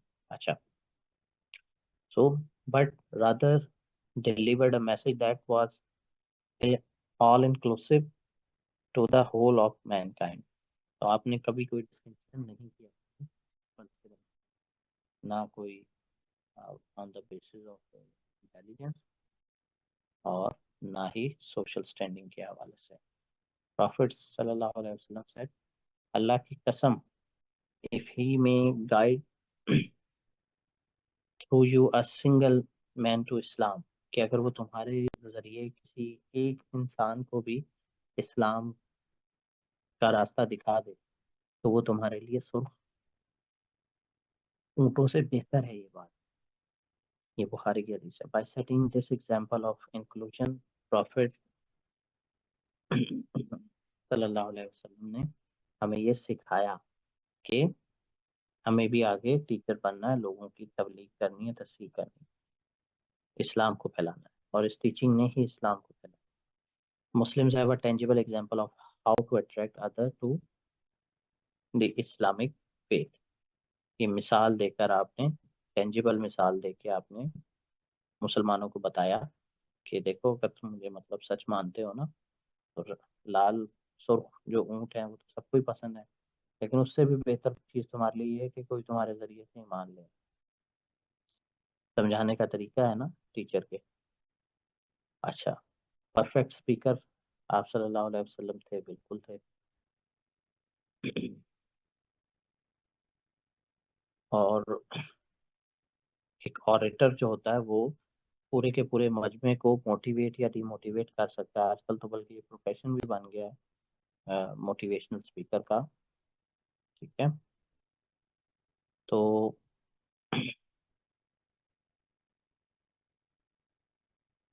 ہم میں سب کو زندگی میں کوئی ایسے اسپیکر سے پالا پڑتا ہے جو یا تو بہت اونچا بولتے ہیں، بہت تیز بولتے ہیں، یا بہت سلو بولتے ہیں، مطلب ان کی بات سمجھ نہیں آتی۔ جیسے آج ہمارے لیکچر میں بھی بلکہ 3 بار ہو چکا ہے کہ آپ کو شکایت ہو رہی ہے، آواز صحیح نہیں آ رہی، لیکن نبی پاک صلی اللہ علیہ وسلم پرفیکٹ اسپیکر تھے۔ آپ کو پتا تھا کہ آواز کا والیوم کیا ہونا چاہیے، لفظوں کی ادائیگی کی سپیڈ کیا ہونی چاہیے، سامنے جو بیٹھا ہوا ہے اس کا کیا مینٹل کیلیبر ہے، اس کو کن الفاظ کے چناؤ اور کن مثالوں کے ساتھ سمجھایا جائے گا تو اس کو سمجھ آئے گا، ٹھیک ہے۔ Even today the rapid pace in which most educators speak, آج کل کے ایجوکیٹرز تو بہت تیز تیز بولتے ہیں، اور اس میں جیسے نیوز کاسٹرز کی طرح، اور اس کو بڑا کمال بھی سمجھتے ہیں کہ جی واہ جی واہ ہم بغیر رکے بولتے ہیں۔ تو مقصد اپنی زبان کی تیزی دکھانا نہیں ہوتا، مقصد ہوتا ہے کہ آپ کے لسنرز کو بات سمجھ آئے، تب آپ ایک اچھے اسپیکر۔ تو نبی پاک صلی اللہ علیہ وسلم ایک ایسے ہی اچھے اسپیکر تھے کہ آپ ٹھہر ٹھہر کے بولتے تھے، اہم باتوں کو 3 بار رپیٹ بھی کرتے تھے۔ حضرت عائشہ رضی اللہ تعالیٰ عنہ فرماتی ہیں کہ نبی پاک صلی اللہ علیہ وسلم اتنا اس طرح سے بات کرتے تھے کہ اگر کوئی چاہتا تو اپنی انگلیوں پر ان کے الفاظ گن سکتا تھا، ٹھیک ہے۔ سو being a perfect speaker, he knew the perfect speed of speech اور volume بھی۔ Prophet also would repeat his words thrice، اہم باتوں کو 3 بار ریپیٹ بھی کرتے تھے، اور یہ صحابہ کرام کو یہ چیز مدد کرتی تھی قرآن یاد کرنے میں۔ The perfection of Prophet's speech was intentional as a means to really drive the message home to each one of his students through repetition۔ تو آپ کا مقصد یہ ہوتا تھا کہ ہر جو لسنر ہے، جو میرا ہر اسٹوڈنٹ ہے، وہ اپنے گھر ایک میری تعلیم لے کر جائے. ٹھیک ہے، آپ اس لیے ان کو ٹھہر ٹھہر کے ریپیٹ کر کر کے اور مثالیں دے دے کے چیز اتنی ازبر یاد کروا دیتے تھے کہ وہ جب گھر جائے تو وہ صحیح طرح سے میسج کنوے کر سکے. لیونگ بائی ایگزامپل تھے آپ. مثلاً آپ اگر لوگوں کو سچ بولنے کا کہتے تھے تو پہلے آپ نے خود سچ بول کے دکھایا. ٹھیک ہے، یا سادگی کا حکم دیتے تو پہلے خود سے سادگی اختیار کر کے دکھائی. تو لوگ جو ہوتے ہیں وہ کہتے ہیں نا پکچر اسپیکس 1000 words. تو جو ظاہری چیز ہوتی ہے، جو نظر آنے والی چیز ہوتی ہے، وہ الفاظ سے 1000 گنا زیادہ اثر رکھتی ہے. تو لیونگ بائی ایگزامپل تھے نبی پاک صلی اللہ علیہ وسلم. اور یہ سب سے اوپر ہم نے ٹاپ پہ جو آیت پڑھی کہ نبی پاک کی ذات تمہارے لیے اسوہ حسنہ ہے، تو وہ ہیں. اور اسی لیے آپ کا لقب تھا صادق اور امین. ٹھیک ہے، اردو میں وہ کہتے ہیں نا اوروں کو نصیحت اور خود میاں فصیحت. تو ایسے ٹیچر کو کوئی سیریسلی نہیں لیتا جو کہ صرف دوسروں کو ہی نصیحتیں کرتا رہے، خود سے عمل نہ کرے. تو نبی پاک صلی اللہ علیہ وسلم ایسا کچھ بھی نہیں کہتے تھے جو خود سے کرتے نہ ہو. بلکہ قرآن میں ایک آیت بھی ہے لما تقولون ما لا تفعلون، تم ایسی بات کہتے کیوں جو کرتے نہیں. تو نبی پاک صلی اللہ علیہ وسلم جو بھی حکم دیتے تھے پہلے اسے خود پر امپلیمنٹ کرتے تھے. He often lectured to his companions about the oneness of Almighty. اللہ کی وحدانیت کا وہ ذکر دیتے ہیں تو خود سب سے بڑھ کر اللہ کو ایک مانتے ہیں. اور Islamic way of life adopt کرنے کا کہتے ہیں اور آخرت سے خبردار رہنے کا کہتے ہیں، تو خود اپنی زندگی پر یہ چیز پہلے لاگو کرتے ہیں. In every aspect of his life, Prophet sallallahu alaihi wasallam was an exemplar and practiced what he preached. This made it easy for his companion to see up close and personal how to live their lives in accordance with Quran and Sunnah. اسی لیے قرآن میں اللہ تعالیٰ نے انہیں اسوہ حسنہ قرار دیا. اگر نبی پاک نے خود سے ایک عملی طور پہ اچھی زندگی گزار کے نمونہ بن کے ایک ایگزامپل بن کے نہ دکھایا ہوتا تو it would had a derogatory effect on the level of trust that he had developed with his companions. ٹھیک ہے، اور یہ اللہ تعالیٰ کی طرف سے ایک انسان کو رسول بنا کر بھیجنے کے پیچھے مصلیحت بھی یہی ہے. مثلاً کفار ایک اعتراض یہ بھی لگاتے تھے کہ اللہ تعالیٰ نے کوئی فرشتہ کیوں نہیں بھیجا رسول بنا کے، ہم جیسے انسان کو ہی کیوں بھیج دیا. تو اس کا ایک جواب یہ بھی تھا کہ اگر کوئی فرشتہ آ جاتا نبی بن کے، رسول بن کے، تو تم کہتے کہ بھائی اب اس کو ہم کیسے فالو کریں، یہ تو فرشتہ ہے، یہ اس کو تو نہ بیوی ہے نہ بچے ہیں، اس کو کیا پتا کہ روزی روٹی بھی کمانی ہوتی ہے، یہ تو جنگ میں بھی جہاد کرنے بھی چل پڑے گا، یہ اس کو کیا پتا کہ بھائی جان چلی جاتی ہے. ٹھیک ہے، تو یہ فرشتہ ہے، یہ انسان ہوتا تو اس کو لگتا پتا.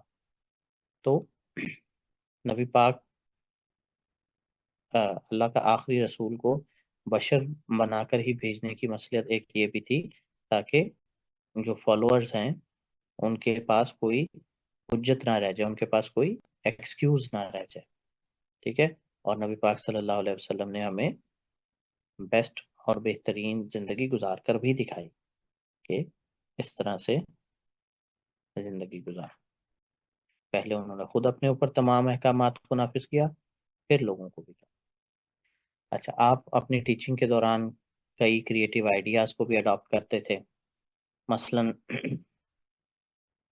جو بدر کے قیدی تھے ان کو جو فدیہ نہیں دے سکتے تھے، آپ نے کریٹیو آئیڈیا اڈاپٹ کیا کہ اچھا چلو یہ مسلمانوں کو پڑھنا لکھنا سکھا دیں، 10 مسلمانوں کو. یہ ایک اڈلٹ ایجوکیشن پروگرام تھا، ارلیسٹ اڈلٹ ایجوکیشن پروگرام، ورنہ بڑوں کو پڑھانے کا رواج نہیں تھا. تو یہ کریٹیو آئیڈیا تھا. یہ اور بات ہے بعد میں اس پر وہی میں ڈانٹ بھی آ گئی کہ ان کو چھوڑنا نہیں تھا، ان کو تو مارنا تھا. خیر، لیکن آپ نے کریٹیو آئیڈیا تو اپنایا کہ اچھا یہ چلو اب جو فدیہ بھی نہیں دے سکتا تو اس کو بلا وجہ مارنے کا بھی کیا فائدہ. وہ آپ ظاہر رحمت اللہ عالمین ہے، تو اس کو ذمہ داری لگائی کہ چلو مسلمانوں کو پڑھنا لکھنا سکھاؤ. اچھا، اس کے علاوہ دوسرا کریٹیو ان کی کریٹیوٹی کا کیا ایگزامپل ہے؟ دوسری ایگزامپل یہ ہے کہ جو عرب میں پہلے سے جو پرووربس، ٹریڈیشنل پرووربس رائج تھیں، ٹریڈیشنل پرووربس کا یہ ہوتا ہے کہ وہ ہر کہاوتیں نا ہر بندے کو ازبر ہوتی ہیں، اس سے ان کا مطلب بھی پتا ہوتا ہے، اور ایک بڑی بات ایک دو لفظوں میں سمجھا کنوے ہو جاتی ہے، اور یہ ان پڑھ لوگوں کو بھی زبانی یاد ہوتی ہیں کہاوتیں اور ان کا مطلب۔ تو آپ کا دوسرا کریٹیو آئیڈیا کیا تھا کہ آپ نے ان کہاوتوں کو بالکل آل ٹوگیدر نگیٹ نہیں کیا، نہیں کیا، ان میں تھوڑا سا ماڈیفائی کر دیا۔ مثلا عرب میں کہاوت ہے کہ اونٹ چھوڑ دو اور خدا پہ تقوی رکھو، آپ نے اس کو ٹوٹلی اڈاپٹ نہیں کیا کیونکہ یہ illogical تھی۔ آپ نے کہا کہ اونٹ کا گھٹنا باندھو، ٹائی دا کیمل، اور اس کے بعد اللہ کے سپورٹ چھوڑو، ٹھیک ہے؟ تو تھوڑا سا آپ نے ماڈیفکیشن کیا، پہلے کیا تھی کہ بس اونٹ کو چھوڑ دو، اللہ پہ بھروسہ رکھو، آپ نے کہا نہیں، پہلے عقل سے کام لو اور اس کے بعد اللہ پر بھروسہ رکھو۔ تو ماڈیفائی دی ٹریڈیشنل پرووربس، تھوڑی سی سلائٹ چینجنگ کے ساتھ۔ اچھا، some of his companions were specially assigned the task of writing the revelations which the Prophet ﷺ recited, and thus made it available to the entire humanity later. He made the mosque Medina، Masjid Nabawi میں آپ نے ایک stage سا، ایک چبوترا سا بنوایا ہوا تھا، اور اس پر وہ مسلمان رہتے تھے اصحاب صفہ جن کو کہتے ہیں، جو کہ بالکل بہت زیادہ پور تھے۔ تو ان کو پھر نبی پاک کے ساتھ رہنے کا زیادہ ٹائم بھی ملا، ان کے پاس بزنس وغیرہ کچھ کرنے کے لیے تھا نہیں، تو وہ ان کو ہر کلاس اٹینڈ کرنے کا موقع ملا، لہذا اور وہ آپ کے ایز اے باڈی گارڈ بھی کام کرتے تھے۔ تو اب یہ جو بورڈنگ اسکولنگ ہو رہی ہے، مطلب وہ فل ٹائم ہے ہی وہاں پہ اسکول میں موجود، آپ ان کو کہہ لیں کہ بورڈنگ والے اسٹوڈنٹس ہیں وہ۔ تو یہ بھی ایک کریٹیو آئیڈیا تھا کہ ٹھیک ہے بھائی، تم مسجد میں ہی رہو اور ہر نماز کے بعد سیکھتے رہو۔ اس کے علاوہ آپ نے خواتین کو بھی انکریج کیا نالج حاصل کرنے کے لیے، ٹھیک ہے؟ تو یہ سارے کریٹیو آئیڈیاز ہیں۔ سب سے پہلا ارلیسٹ ایڈلٹ ایجوکیشن پروگرام، وہ جو بدر کے قیدیوں کو کہا، اس کے بعد آپ نے جو آلریڈی رائج عرب کی پرووربس تھیں جن کے ساتھ کانسیپٹ کلیئر تھا عرب کے عام بدو کا بھی، آپ نے اسی کو یوز کرتے تھوڑی سی چینجنگ کے ساتھ آپ نے انہی کو رائج کر دیا۔ اسی طرح آپ نے یہ بورڈنگ والے اسٹوڈنٹس اصحاب صفہ، یہ بھی ایک آپ کا کریٹیو آئیڈیا تھا، اور خواتین کو بھی علم حاصل کرنا چاہیے، یہ بھی ایک کریٹیو آئیڈیا تھا۔ ودنس کہ آپ نے نا ریئلائز کر لیا کہ میرا جو مشن ہے اس کو اچیو کرنے کے لیے جو سب سے بہترین ٹول ہے وہ یہ ٹیچنگ ہی ہے، وہ یہ تبلیغ ہی ہے۔ آپ نے یہ چیز ریئلائز کر لی، ورنہ شروع میں تو آتا ہوگا نا کہ پہلے کوئی بھی بندہ جس نے اپنا گول اچیو کرنا، وہ سوچتا ہوگا کہ میں بہت زیادہ پیسے کما لوں گا اور پھر میں پیسوں سے اپنا گول اچیو کر لوں، یا میں پہلے کوئی بہت بڑی فوج بنا لوں اور پھر اس سے اپنا مقصد اچیو کر لوں، کوئی حکومت بنا لوں، کوئی اس طرح کر لوں۔ نہیں، آپ نے یہ ریئلائز کر لیا کہ میرا جو ٹول ہے، میرا ہتھیار جو ہے وہ ٹیچنگ ہے، ٹھیک ہے؟ اور اس ٹیچنگ کے تھرو ہی میں، ایجوکیشن کے تھرو ہی اپنے مشن کو اچیو کر سکتا ہوں۔ اور وہ کہتے ہیں نا دیا سے دیا جلانا، تو میں لوگوں کو، جن لوگوں کو کنونس کرتا جاؤں گا ان کو آگے اپنا ٹیچر بناتا رہوں گا، صحابہ کرام کو، اور اس طرح سے ملٹی فولڈ ہو جائے گی ہماری ایفیشنسی، ٹھیک ہے؟ So he felt that the right tool to fulfill his mission was education. Thereafter, he started teaching the masses in different places, adopting various strategies. He taught in a variety of settings such as private homes، لوگوں کے گھروں میں بھی آپ نے تبلیغ کی، ہلکس میں، اوپن سپیسز میں، کعبہ میں جب تک مکہ میں تھے، اور مسجد میں مدینہ میں آنے کے بعد، while riding in the desert، ریگستانوں میں سفر کرتے، قبرستانوں میں، ایون بازاروں میں۔ عرب میں 3 مشہور بازار لگتے تھے پہلے حج کے موقع پہ بھی۔ So he was able to engage his companions and the public by his effective teaching methodologies and psychological approaches، ٹھیک ہے؟ تو آپ اپنے لسنرز کو اپنے ساتھ انگیج کرنے میں، ڈائلاگ میں آپ کو ایکسپرٹیز تھی. آپ کا جو سٹائل بڑا ورسٹائل تھا، اور اس میں یہ ساری چیزیں جو تھی شامل تھی. مثلاً ایک جو افیکٹو ٹیچر ہوتا ہے اس کے سٹائل میں ہیومر بھی ہونا چاہیے، کریٹیوٹی، ناولٹی، سبسٹانس، یہ سارا کچھ ہونا چاہیے. اور نبی پاک صلی اللہ علیہ وسلم کی جو لینگویج پر کمانڈ تھی نا، دیٹ واز ایکسٹراڈنری. قبیلہ سعد بن بکر، یہ جنہوں نے آپ کی رضاعت کی تھی حضرت حلیمہ سعدیہ، ان کا قبیلہ پورے عرب میں نا اپنے فصیح اللسانی کی وجہ سے، یعنی اپنی لینگویج کی وجہ سے، چیسٹی آف دیئر لینگویج کی وجہ سے مشہور تھا. تو نبی پاک صلی اللہ علیہ وسلم نے ایک دفعہ خود فرمایا کہ میں پورے عرب کا موسٹ ایلوکوینٹ پرسن ہوں. ٹھیک ہے، قاضی ایاز نے اس کو کوٹ کیا ہے کہ نبی پاک صلی اللہ علیہ وسلم خود اپنے آپ کو عرب کا فصیح اللسان ترین شخص کہتے تھے. تو he use to lecture regularly to his companions.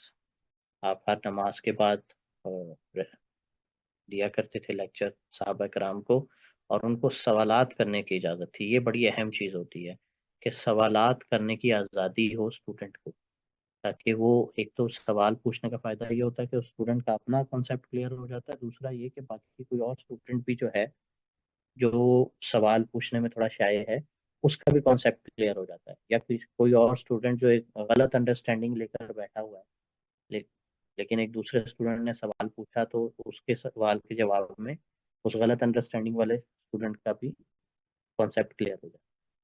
تو لہٰذا آپ انکریج کرتے تھے کہ سوال پوچھے جو بھی اسٹوڈنٹ پوچھنا چاہے.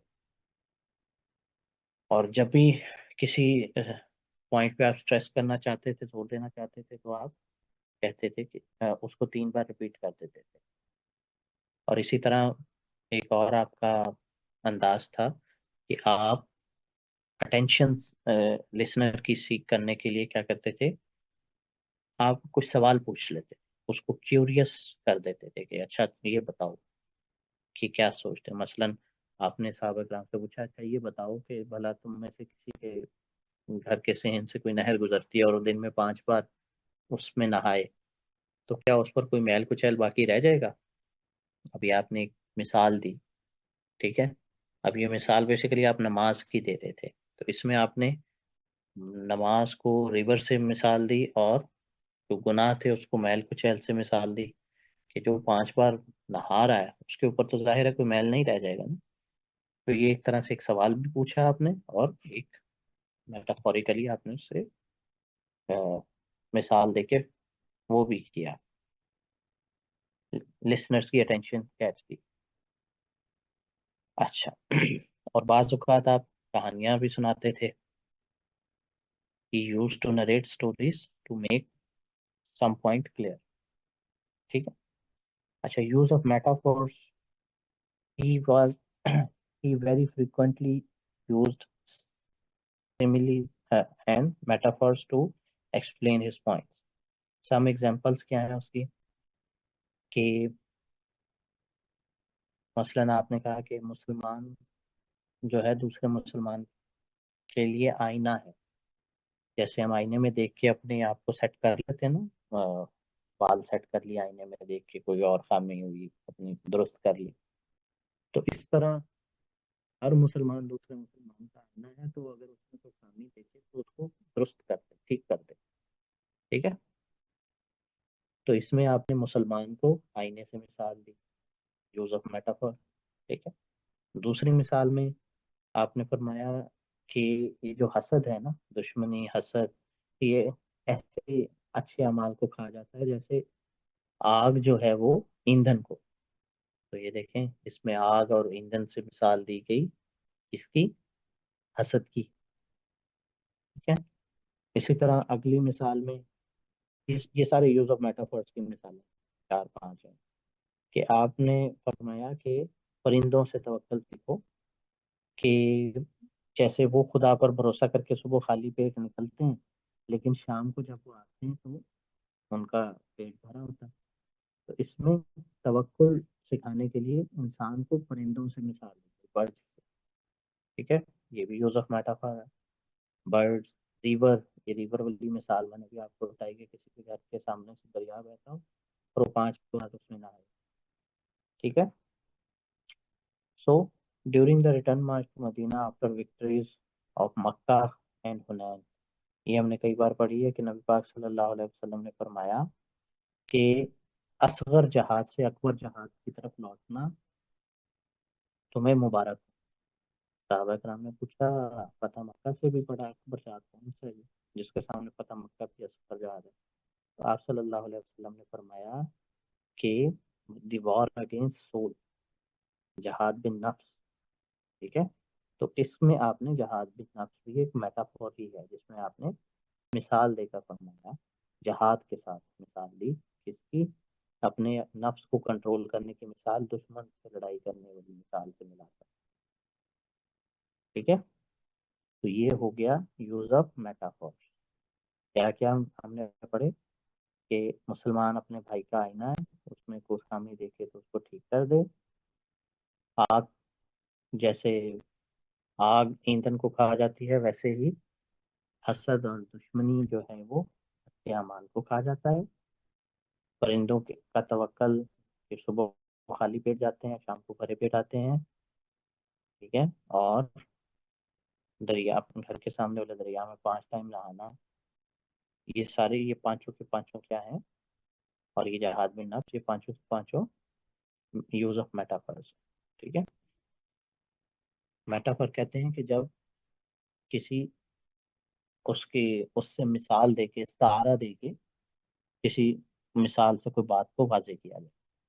اچھا، سینس آف ہیومر نبی پاک صلی اللہ علیہ وسلم کا بڑا اچھا تھا، لیکن آپ ایک تو یہ کبھی کہکا بھی نہیں لگاتے تھے، مطلب کہ جسٹ اسمائل. لیکن وہ ایک بالکل ایک بے ساختہ کہکا جو ہوتا ہے وہ نہیں لگاتے تھے، مطلب ایک گریسفل بندے کو جیسے مسکرانا چاہیے ویسے مسکراتے تھے. اور آپ کبھی مذاق میں بھی جھوٹ نہیں بولتے. ٹھیک ہے. سو اس کی چند ایک مثالیں ہیں یہاں پہ کہ آپ اپنے صحابہ کرام کے ساتھ مذاق بھی کرتے تھے لیکن ہمیشہ سچ بولتے تھے مذاق میں. سو انہوں نے، صحابہ کرام نے نبی پاک کو دیکھا تھا. as they saw the prophet, their leader and teacher, occasionally doing so, there are many delightful reports about the jokes exchanged between the prophet and his companions. انس بن مالک رضی اللہ تعالیٰ عنہ فرماتے ہیں کہ ایک دفعہ ایک بوڑھی عورت آئی اور آ کے اس نے جنت کے لیے آپ سے دعا کروائی. تو آپ صلی اللہ علیہ وسلم نے فرمایا کوئی بڑھیا جنت میں نہیں جائے. اور یہ سن کے وہ رونے لگی. آپ نے فرمایا کوئی بڑھیا جنت میں نہیں جائے گی بلکہ وہ دوبارہ سے جوان ہو کر پھر جنت میں جائے. تو بیسیکلی آپ نے اس کے ساتھ تھوڑا سا مذاق کیا تھا، لیکن مذاق میں بھی آپ نے جھوٹ نہیں بولا، آپ نے سچ ہی بولا کہ بھائی بڑھیا تو نہیں جائے گی جنت، تم ینگ ہو کے پھر جاؤ گے. اسی طرح ایک بار ایک بندہ آیا بدوم صحابی، آ کے اس نے کہا کہ مجھے اونٹ دے دیں. آپ نے فرمایا ہم تمہیں اونٹنی کا بچہ دیں گے. تو وہ پریشان ہو گیا تھوڑا سا. تو آپ نے فرمایا کہ بھلا کوئی ایسا بھی اونٹ ہے جو اونٹنی کا بچہ نہ ہو؟ تمام اونٹ اونٹنی کے بچے ہی ہوتے ہیں چاہے وہ کتنے ہی بڑے ہوں. ٹھیک ہے. اچھا، موٹیویشنل ایکسپرٹائز آپ کی بہت زبردست، جو اس کی بڑی زبردست مثال جو ہے وہ غزوہ بدر ہے. غزوہ بدر میں کیسے آپ نے 313 کو موٹیویٹ کیا اور ان کو 1000 سے لڑوایا اور جتوایا. ٹھیک ہے. This trait explains the personal teaching efficiency of the Prophet sallallahu alaihi wasallam in motivating the companions to bring out the best in them in their behavior as well as in academics. For Prophet sallallahu alaihi wasallam, Quran was a powerful tool to motivate his companions. Obviously قرآن ہی آپ کا tool تھا، آپ انہیں بتاتے تھے کہ اب اللہ نے یہ بھیجی اب یہ بھیجی، اس طرح موٹیویٹ ان کو کرتے تھے. In the process of teaching and learning, the very first verse، سب سے پہلی جو آیت نازل ہوئی وہ کیا تھی کہ پڑھو. اقرا بسم ربک الذی خلق، اپنے رب کے نام سے پڑھو جس نے تمہیں پیدا کیا، نہ صرف تمہیں بلکہ خلق، تخلیق، ہر چیز تخلیق جس نے کی. ٹھیک. اور اس میں آگے آپ یہ پوری پڑھیں تو میں آپ کو آپ کے ایسے کے پیپر کے لیے بھی اس میں ایک ٹپ ہے اس آیت میں. خلق الانسان من علق، جس نے انسان کو ایک لیچ لائک بلڈ کلاٹ سے پیدا کیا.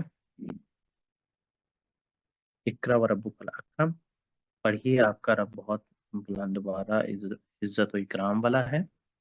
الذی علم بالقلم، وہ اللہ جس نے قلم کے ذریعے سے علم دیا. تو یہ جو قلم کے ذریعے سے علم والی جو آیت ہے نا، یہ بڑی اہم ہے.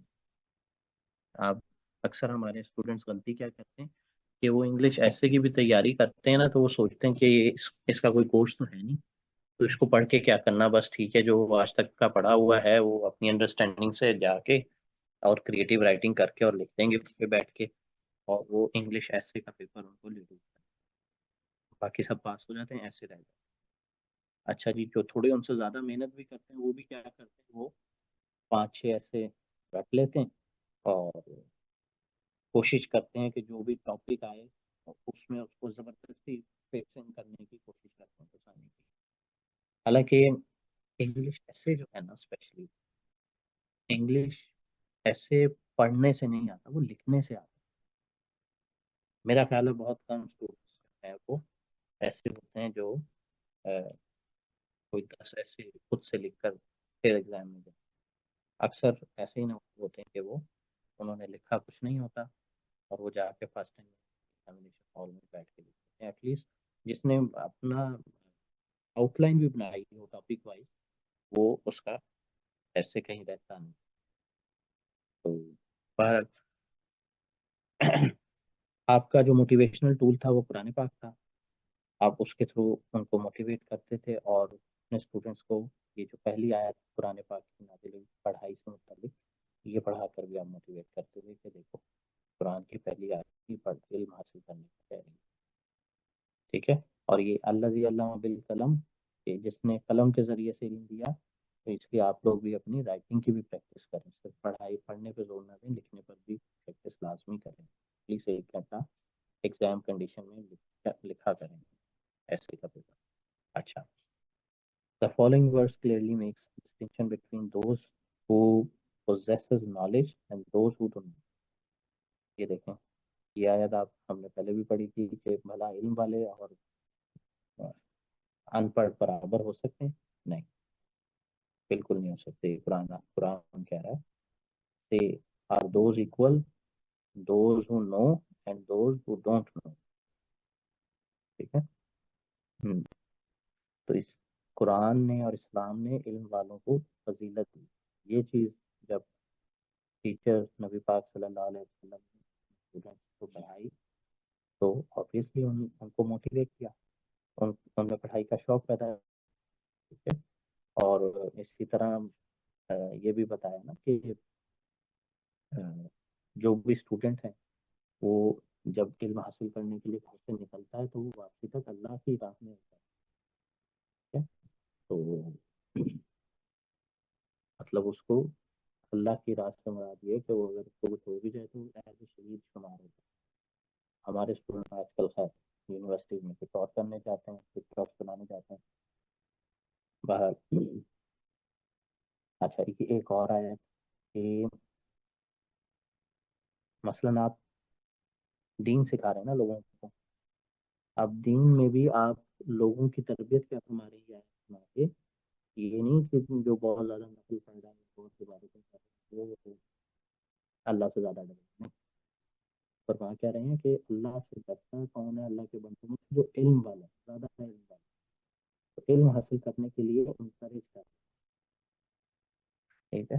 اور یہ ایسے ہی ہے بات کہ آپ جب کائنات کو پڑھتے ہیں تو آپ کو پتہ لگتا ہے کہ اس دنیا کی حیثیت ایک ذرے سے بھی کم ہے، اس سے لاکھوں کروڑوں گنا بڑی ہے. سیدھے کائنات میں اڑتے پھر ہیں تو آپ اللہ سے واقعی ڈر جاتے ہیں جب ناسا کے ریسرچز پڑھتے ہیں. اچھا، آپ کا ایک اور طریقہ یہ بھی تھا بینگ پرفیکٹ کہ آپ کسی اسٹوڈنٹ کو اسائنمنٹ دے دیتے تھے کہ اچھا چلو ابھی یہ تمہاری اسائنمنٹ ہے، چلو اس کو سالو کرو، اس کیس میں فیصلہ کرو کیا کرو. تو حضرت عمر بن العاص تھے، تو دو لوگ آ گئے لڑتے ہوئے، آپس میں جھگڑا کر رہے تھے. تو نبی پاک صلی اللہ علیہ وسلم نے حضرت عمر بن العاص سے فرمایا اقض بینہما، ان دونوں کے درمیان فیصلہ کریں. تو حضرت عمر بن العاص کا دل میں آپ کے ہوتے ہوئے میں کیسے فیصلہ کر سکتا ہوں؟ نبی پاک صلی اللہ علیہ وسلم نے فرمایا ہاں کرو، اور اگر تم نے صحیح فیصلہ کر لیا تو تمہارے لیے 10 نیکیاں. یہ دیکھیں میں نے آپ کو کل پرسوں بھی بتایا تھا نا سورسز آف اسلامک لا والے میں، کہ اگر مجتہد کوشش کرے اور وہ اس کا فیصلہ صحیح ہو تو اس کے لیے 10 نیکیاں. ایک جگہ یہ 10 نیکیاں، یہ ہے وہ جگہ جہاں 10 نیکیاں کا حکم. اور اگر اس کا فیصلہ غلط بھی ہو گیا تو چلو کوشش کرنے کی، جہد کرنے کی، اتحاد کرنے کی، جہد کرنے کی ایک نیکی تو اس کی پکی ہے. اگر اس کا فیصلہ غلط بھی ہوا تو ایک نیکی تو اس کی پکی ہے. ٹھیک ہے، تو یہاں پر یہ آیا ہے 10 نیکیاں صحیح فیصلہ کرنے پہ، اور صحیح فیصلہ نہ کرنے پہ ایک نیکی. اور وہاں ہم نے پڑھا تھا کہ صحیح فیصلہ کرنے پہ 2 نیکیاں اور غلط فیصلہ کرنے پہ ایک نیکی، کیونکہ اس نے کوشش تو کی. اچھا، تو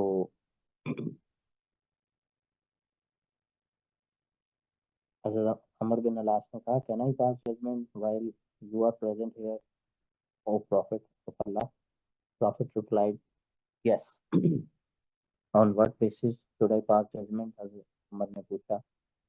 نبی پاک صلی اللہ علیہ وسلم نے فرمایا if you endeavor and you are correct, اگر تم اجتہاد کرو اور تم صحیح ہو, you will get rewarded tenfold. You will be rewarded tenfold. And if you endeavor and you are wrong in your judgment, you will be rewarded one reward. ٹھیک ہے، مسند احمد بن حنبل کی روایت ہے. ٹھیک ہے، تو آپ کیونکہ آگے سے آگے اپنے ڈسپلس کو، اپنے کمپینینس کو ایز اے ایکسپرٹ ٹیچر تیار کرتے تھے، ان کی تربیت فرماتے تھے، اس لیے یہ اسائنمنٹ بھی ان کو اسائن کرتے تھے. تو یہ بھی ایک ٹیچر کا رول ہوتا ہے کہ وہ اسٹوڈنٹ سے ذمہ داری کیا ان کی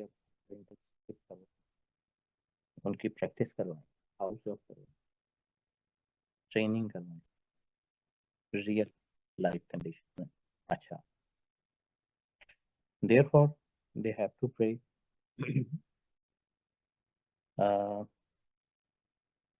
اچھا، یہ قرآن پاک میں آیت بھی آتی ہے، ربی زدنی علما، سارا پہ ہی آتی ہے. ٹھیک ہے، یہ دعا بھی آپ نے سکھائی ان کو کہ علم میں اضافے کی دعا کی. Though he himself was only unlettered man, the Prophet ﷺ taught his followers the importance of acquisition of knowledge and spread the same to others.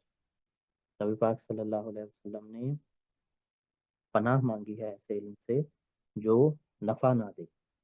ایسے علم سے پناہ مانگی ہے کہ اللہ ایسا علم ہی نہ دے اس سے فائدہ کوئی نہیں. ٹھیک ہے، ہمیں آج کل بہت سارے عالم بھی بیٹھے ہیں، عالم بھی عمل، جن کے پاس علم ہے لیکن اس کو آگے پہنچاتے نہیں ہیں کہ کوئی ہمیں فیس بک وغیرہ کہے گا، کوئی کچھ کہے گا، کچھ کہے گا.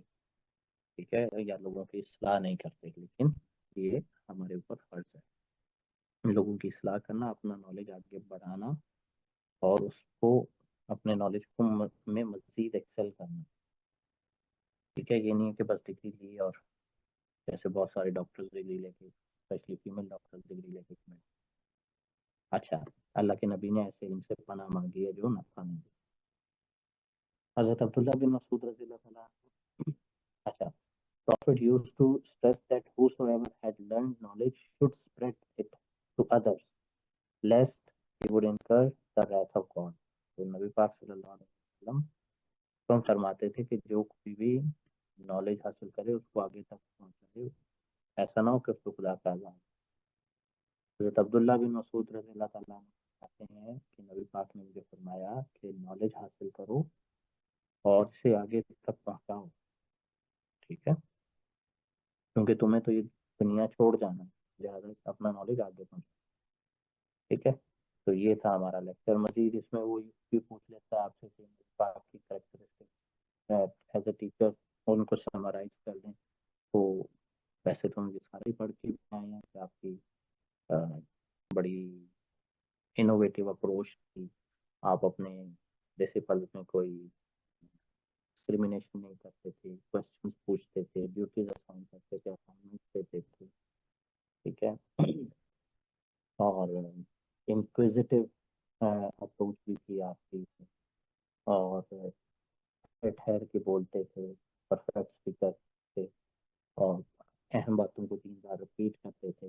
یہ ساری چیزوں کا ہم پڑھائیں. اس کے علاوہ ہم یہ بھی کر سکتے ہیں کہ پیشنس ایک ٹیچر میں بہت اہم ہوتا ہے, وہ آپ میں بہت تھا, ٹھیک ہے. He knew that learning takes time and he was always willing to answer questions and help them understand the material. Patience, kindness, understanding, enthusiasm, creativity, یہ سارے کے سارے مین کریکٹرسٹکس ہیں آپ کی ٹیچنگ کے. Prophet Muhammad sallallahu alaihi wasallam had 23 years to achieve his objectives and had the advantage of becoming Arabia's undisputed political leader in his lifetime. He was able to bring in the reforms which he invited. His teachings had a far-reaching effect after his death. He could successfully motivate people to spread fruitful learning in a society where education was not as much helpful to earn bread as it is today. دیکھیں نا, آج ہمارے پاس education حاصل کرنے کی motivation, بڑی motivation تو یہ بھی ہوتی ہے نا کہ جاب کریں گے, پیسے کما لیں گے. اس دور میں نبی پاک نے لوگوں کو علم حاصل کرنے کے لیے کیسے موٹیویٹ کیا, چیزیں ہوتی ہیں, کیونکہ اس دور میں تو لیبرر ورک ہی تھا, کوئی جاب تھی بھی تو وہ تو انسان کی جسمانی صلاحیت کا بھی تھی. اس دور میں کون سا کوئی اتنے بڑے بڑے اکاؤنٹس مینیجر ہوتے یا کوئی اور جابس تھے, کوئی کمپیوٹرس ہینڈل کرنے تھے یا سروسز تھیں کہ لوگ علم حاصل کرتے ہیں, وہ جابس حاصل کریں. تو اس کے باوجود آپ نے طلب العلم فریضۃ علی کل مسلم, کہ علم حاصل کرنا ہر مسلمان مرد اور عورت پر فرض ہے, یہ بات آپ نے لوگوں کو بتائی, سکھائی اپنے فالوورس کو, اور لوگوں کو موٹیویٹ کیا. تو یہ بڑی بات ہے, اور علم پھر پھیلا بھی مسلمانوں میں, اور اسی لیے مسلمانوں نے دنیا کو رول بھی کیا کہ لوگ پھر اپنے بچوں کو پڑھاتے تھے کہ نبی کا حکم ہے, دین کا حکم ہے. حالانکہ انہیں پتا تھا کہ اس پڑھائی سے ان کے بچوں کو کوئی جاب تو لگنی نہیں ہے, کچھ کمانے میں ان کو ہیلپ فل تو ہونا نہیں ہے. اس کے باوجود لوگ بچوں کی دیہڑیاں توڑ کے ان کو بجائے ساتھ کھیتوں میں کام کروانے کے ان کو مدرسوں میں بھیجتے تھے, بجائے اس کے کہ 8-10 سال کے بچے سے خود اپنے کام میں ہیلپ لینے کے ان کو پڑھاتے تھے. پھر مسلمان یہ سب کا سب نبی پاک صلی اللہ علیہ وسلم کی ایز اے موٹیویشنل ٹیچر آپ کی کامیابی تھی. So he employed a variety of methods to teach, established educational institutions and administrative systems, and provided guidelines to follow. His legacy brought in revolutionary changes in the world of education. Hence, the Prophet sallallahu alaihi wasallam can be deemed was a successful teacher in his own lifetime. ٹھیک ہے, یہ تھا جی ہمارا آج کا lecture, اور ہمارے ہو گئے ہیں تقریباً 30 ٹاپکس کور. ٹھیک ہے, اس کی لسٹ بھی میں آپ ابھی گروپ میں شیئر بھی کر دوں گا, اس میں دیکھ لیجئے گا, اگر کوئی مسنگ ہو تو مجھے بتا دیے گا. ٹھیک ہے, جو اگر آپ کو لگتا ہے مزید کوئی اور ٹاپک بھی پڑھنے والا ہو تو وہ بھی بتا دیے گا, اس کو پلان کر لیں گے. ٹھیک ہے, اور کوئی سوال ہو تو آپ پوچھ لیجیے.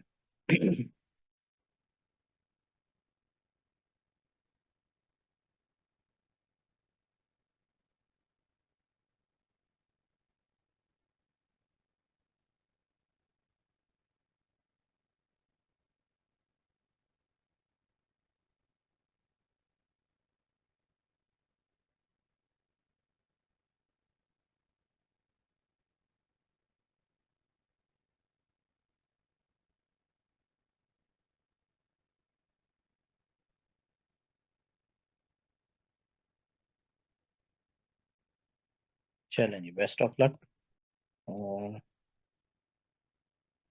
اوکے جی, بیسٹ آف لک, اللہ حافظ. مزید کوئی بھی سوال ہو, ایگزام نائٹ پہ بھی کوئی بھی سوال ہو you can ask any time. ٹھیک ہے، اور جو لیکچرز آپ کے مسنگ ہے وہ میں انشاءاللہ پورے کر دیتا ہوں. اللہ حافظ.